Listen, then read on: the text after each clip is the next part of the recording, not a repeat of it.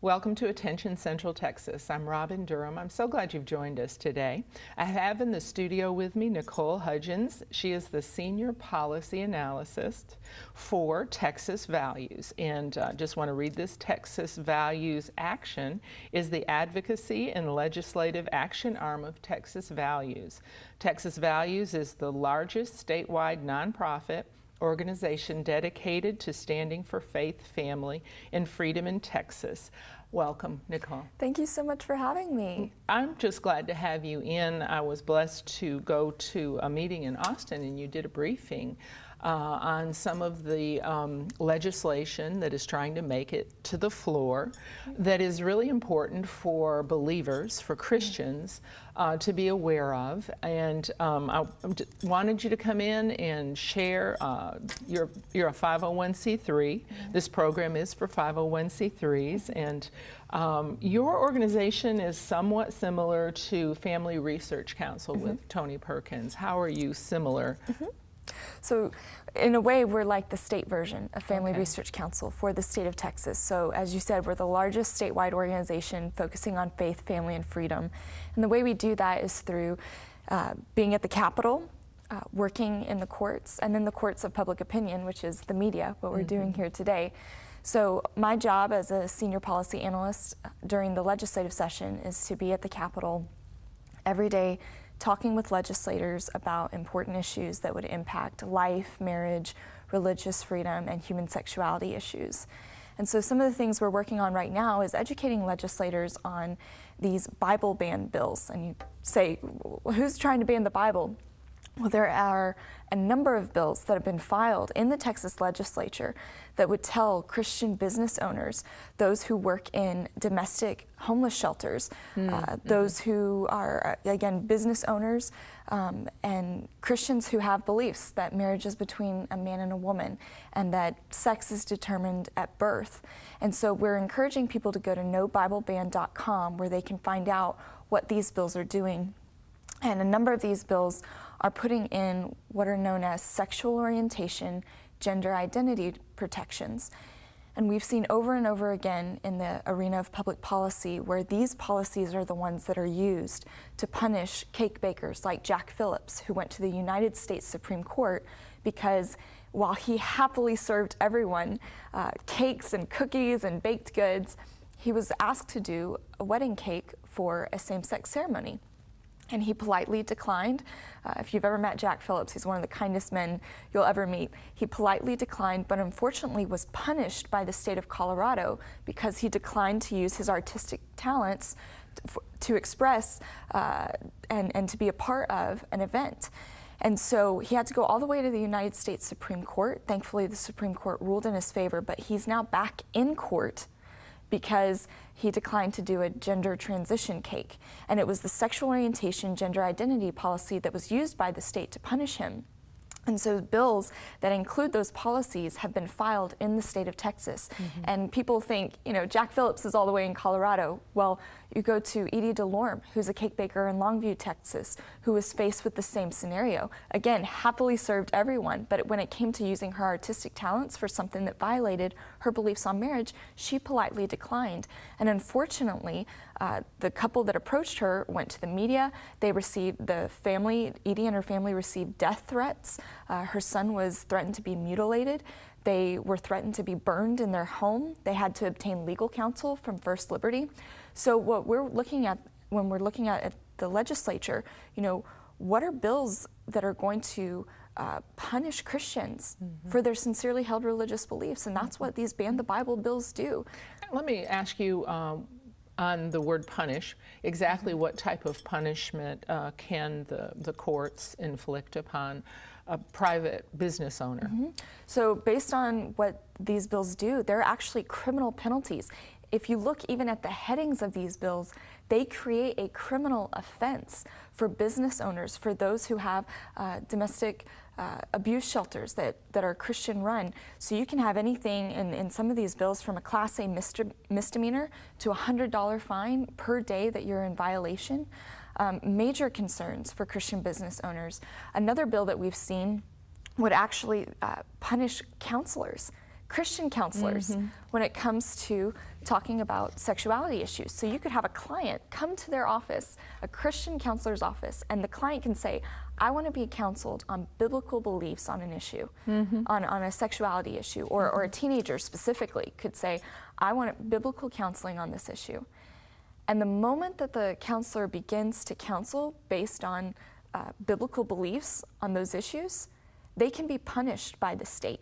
So a client, a young person, can ask for biblical counseling, and if biblical counseling is given, then fines and misdemeanors can be imposed. For the counselor specifically, disciplinary action will be on the counselor because they've violated the bill. And so, as you said, these bills have been filed. You know, there is a legislative process they would have to go through to be passed, but unfortunately, we've seen bills like this pass out of committee.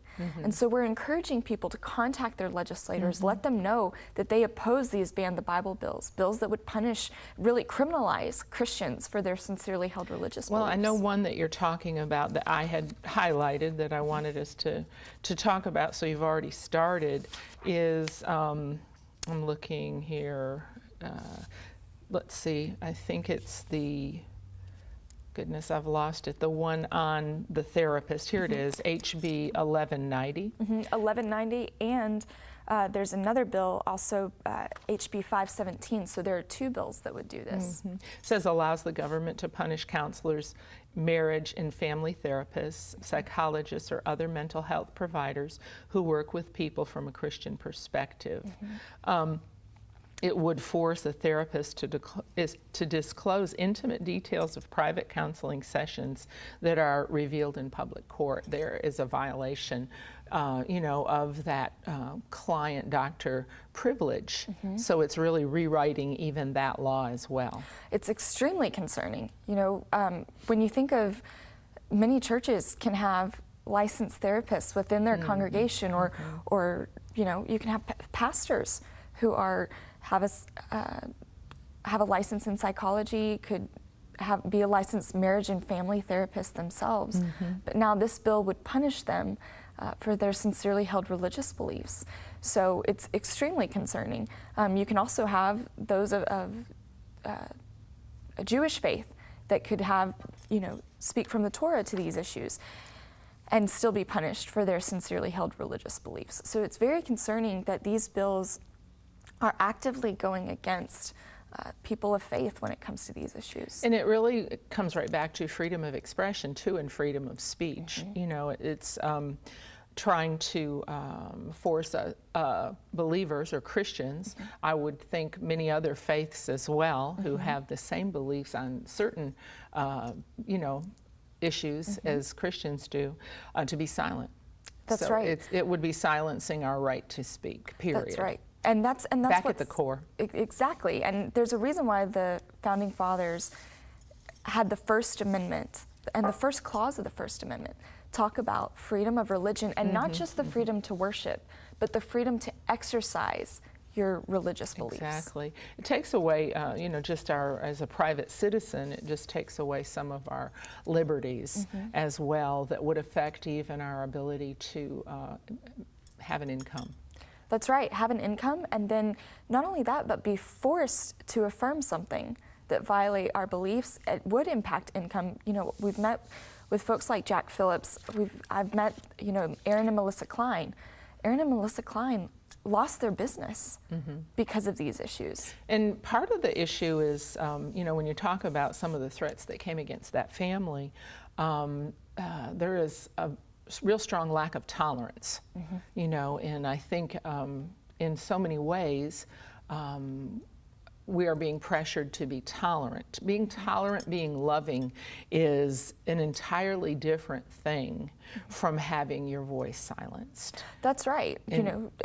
And being punished. Exactly. Just like Edie DeLorme happily served, you know, anyone who came into her bakery. But it's being forced to do something that violates those sincerely held religious beliefs, and the government punishing you because of those beliefs is what's so concerning.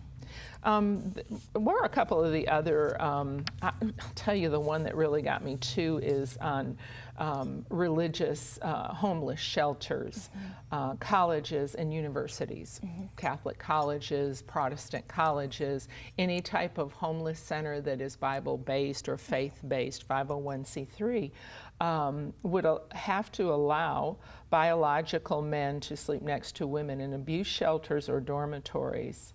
You know, it forces property owners and religious groups, if this homeless shelter had men's showers, women's showers, which I'm sure they do, they would have to allow access, you know, to the women's shower, to the men, and vice versa.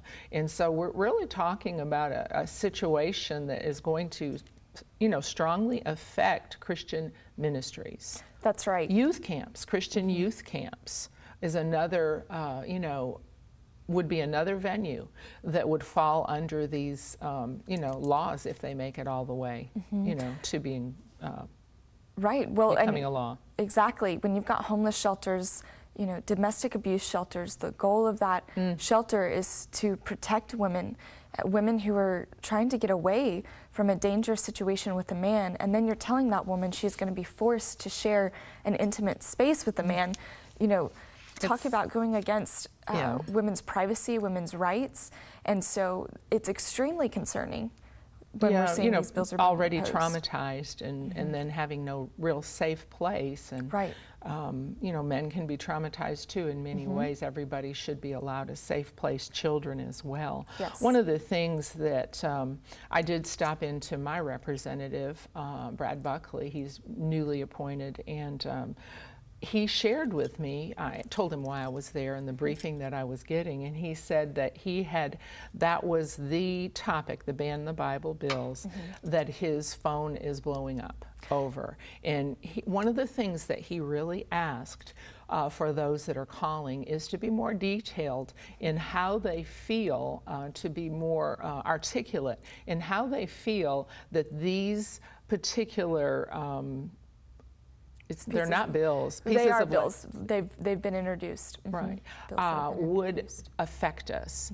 It's not enough just to say, and many people have, 75% of Texans voted to implement the Texas Marriage Amendment, and this is the hottest topic as far as calls in to the state capitol right now. So for you to just say, I'm against this, is not quite enough. You need to be more articulate as to how you feel it could personally affect you or your children or your church or your business. Well, Nicole, we're out of time. I appreciate what you do, and thank you for protecting our rights. Thank you all for watching Attention Central Texas.